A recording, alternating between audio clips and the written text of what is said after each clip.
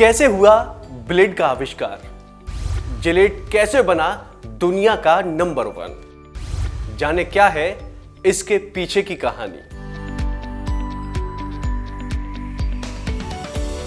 किंग्सी Gillette 1895 के आसपास घर पर शेविंग कर रहे थे। उस समय का दौर था, ना तो उस समय रेजर हुआ करते थे और ना ही ब्लेड।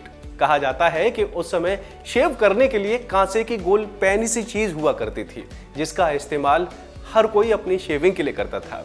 लेकिन जब किंग्सी ने शेविंग करना शुरू किया तो बाल साफ कम और दर्द ज्यादा हो रहा था। उन्होंने ध्यान से गौर किया और पैनी चीज पर नजर घुमाई तो उसकी धार गायब हो चुकी थी। वो उसे निहार ही रहे थे कि अचानक उनके मन में एक ख्याल आया कि क्यों ना ऐसी चीज बनाई जाए जिससे ये धार का झंझट ही खत्म हो। काफी सोच विचार करने के बाद उनके मन में एक स्टील का ब्लेड बनाने का ख्याल आया। अपने इस आइडिया को लेकर किंग्सी मशहूर संस्था MIT के वैज्ञानिकों से बात की।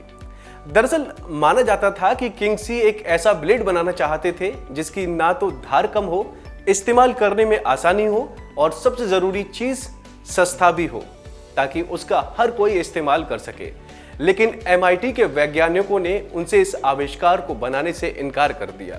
लेकिन किंग्सी के मन में आइडिया एकदम सटीक बैठ गया था, लिहाजा उन्होंने अपने इस आइडिया को आविष्कारक विलियम निकर्सन के सामने रखा।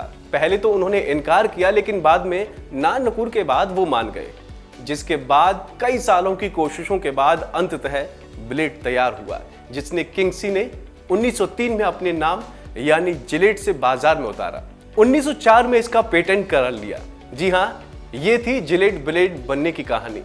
लेकिन सफर सिर्फ यही खत्म नहीं हुआ। अभी तो जिलेट आया ही था, लेकिन कोई ब्रांड नहीं था। लिहाजा जिलेट ने इसकी लोगों तक पहुंच कैसे पहुंचे, इस पर विचार करना शुरू कर दिया। जिलेट ये बात अच्छी तरह समझ गए थे कि उन्हें सफलता ब्लेड से मिलेगी, रेजर से नहीं। इसलिए विज्ञापनों के जरिए ब्लेड को प्रचारित करना शुरू किया। धीरे धीरे ब्लेड के फायदों को लोगों तक पहुंचाने के लिए सेलिब्रिटीज का सहारा लिया जाने लगा।